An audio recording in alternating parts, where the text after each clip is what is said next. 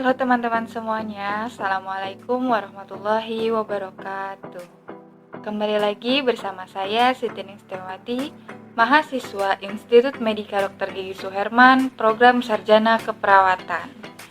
Nah, di video kali ini saya akan mempresentasikan atau membahas mengenai ventilasi mekanik.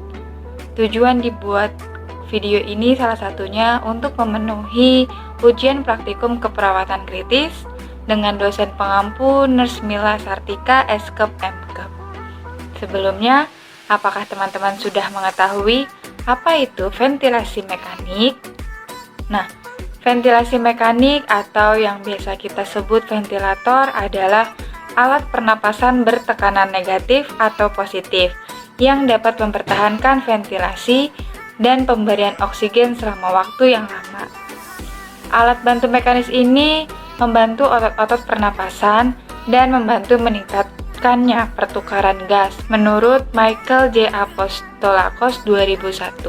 Menurut Mangku G. Senapati dan kawan-kawan pada tahun 2010, ventilasi mekanik adalah upaya bantuan nafas dengan alat bantu napas mekanik atau ventilator sebagai alat pengganti fungsi pompa dada yang mengalami kelelahan atau kegagalan. Pada perkembangannya saat ini, alat bantu nafas mekanik bukan saja sebagai pengganti fungsi pompa dada, namun lebih luas lagi yaitu mengatasi gangguan ventilasi perfusi paru. Sehingga dengan demikian, alat bantu napas ini disepakati sebagai alat penyelamat kehidupan pasien kritis yang memerlukan terapi intensif. Tujuan utama tunjangan ventilasi mekanik adalah untuk menjamin ventilasi oksigenisasi yang adekuat, mengurangi kerja napas, dan memperbaiki gangguan pertukaran oksigen di alveoli. Menurut Mangku G. Senapati dan kawan-kawan pada 2010. Di ventilator mekanik ini dilengkapi oleh monitor pengukur tekanan atau pressure gauge, pembatas tekanan untuk mencegah paru dari bara trauma, pengamatan atau alarm tekanan tinggi dan rendah, serta pengaturan volume paru atau spirometer. Nah, selanjutnya ada klasifikasi ventilator. Terbagi menjadi dua, ada ventilator tekanan negatif dan ventilator tekanan positif. Untuk ventilator tekanan negatif, mengeluarkan tekanan negatif pada dada eksternal dengan mengurangi tekanan intratoraks selama inspirasi, memungkinkan udara untuk mengalir ke dalam paru-paru sehingga memenuhi volumenya. Untuk ventilator jenis ini digunakan terutama pada gagal nafas kronik yang berhubungan dengan kondisi neurovaskular seperti poliomyelitis, distrofi muskular, sklerosis lateral amyotrofik, dan miastenia gravis. Nah, penggunaannya tidak sesuai untuk pasien yang tidak stabil atau pasien yang kondisinya membutuhkan perubahan ventilator sering. Dalam ventilator tekanan negatif ini terdapat beberapa jenis, yaitu ada iron lung, body wrap, dan chest tubes. Yang kedua, ada ventilator tekanan positif. Nah, ventilator tekanan positif ini menggembungkan paru-paru dengan mengeluarkan tekanan positif pada jalan napas. Dengan demikian, mendorong alveoli untuk mengembang selama inspirasi. Ekspirasi terjadi secara pasif. Pada ventilator jenis ini diperlukan intubasi endotrakea atau tracheostomi. Di dalam ventilator tekanan positif terdapat 3 jenis, yaitu yang pertama ada ventilator tekanan bersiklus, ventilator waktu bersiklus, lalu ada ventilator volume bersiklus. Nah, kita bisa lihat sama-sama ini adalah contoh alat ventilator mekanik yang digunakan di rumah sakit. Next slide. Ada indikasi penggunaan ventilator mekanik. Digunakan jika pasien mengalami penurunan kontinu oksigenasi atau PaO2, lalu peningkatan kadar karbon dioksida arteri atau PaCO2, dan asidosis persisten atau penurunan pH. Lalu bisa juga digunakan pada kondisi seperti pasca operasi bedah toraks atau abdomen, penyakit neuromuskular, cedera inhalasi, PPOM, trauma multiple, shock, kegagalan multisistem, dan koma. Semuanya yang dapat mengarah pada gagal nafas perlu dipasang untuk ventilasi mekanis. Ada kriteria aplikasi ventilasi mekanik dengan menggunakan parameter mekanik. Yang pertama ada frekuensi nafas lebih dari 35 kali per menit, lalu volume tidal kurang dari 5 ml per kilogram berat badan, kapasitas tidal kurang dari 15 ml per kilogram berat badan, kekuatan inspirasi maksimal kurang dari 25. Untuk oksigenasi itu sendiri, PaO2 kurang dari 60 mmHg, lalu PaCO2-nya lebih dari 60 mmHg. Nah, di sini ada pernapasan ventilasi mekanik. Ada siklusnya saat fase inspirasi dan fase ekspirasi. Di situ terlihat terdapat trigger atau sinyal untuk memulai proses inspirasi, di mana katup inspirasi membuka, lalu masuk ke proses limit, artinya batas dari aliran udara yang mengalir ke dalam paru selama proses inspirasi. Lalu saat pergantian antara fase inspirasi dan ekspirasi masuk ke dalam siklus, yaitu sinyal untuk menghentikan proses inspirasi, di mana katup inspirasi menutup dan katup ekspirasi membuka. Next slide, ada mode ventilasi mekanik. Pertama itu ada CMV atau Controlled Mechanical Ventilation. Nah, untuk CMV ini digunakan bila nafas spontan tidak ada atau minimal. Misalnya pada penderita dengan hipoksia yang berat.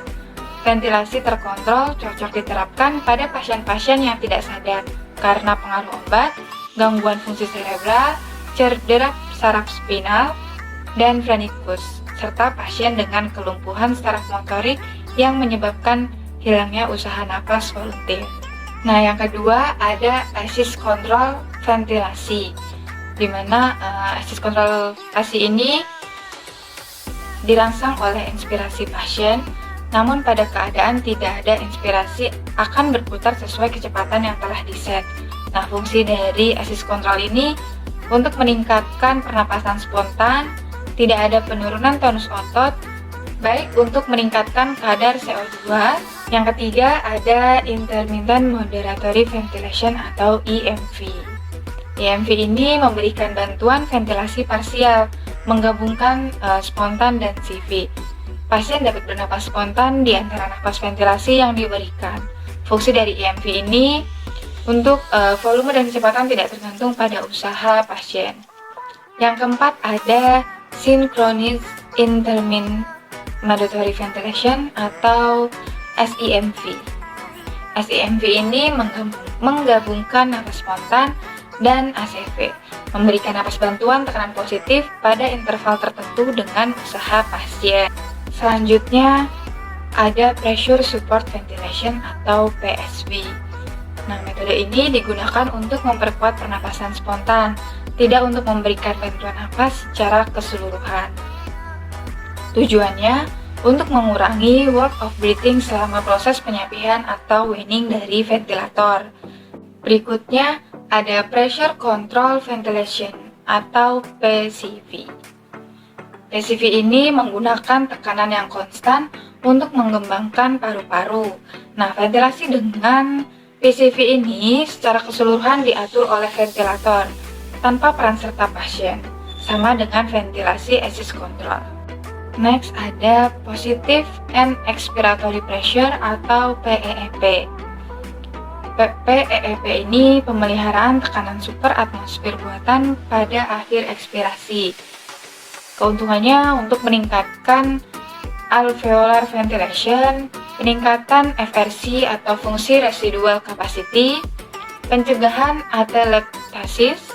Yang terakhir ada Continuous Positive Airway Pressure atau CPAP. Tekanan positif selama inspirasi dan ekspirasi tanpa bantuan ventilator.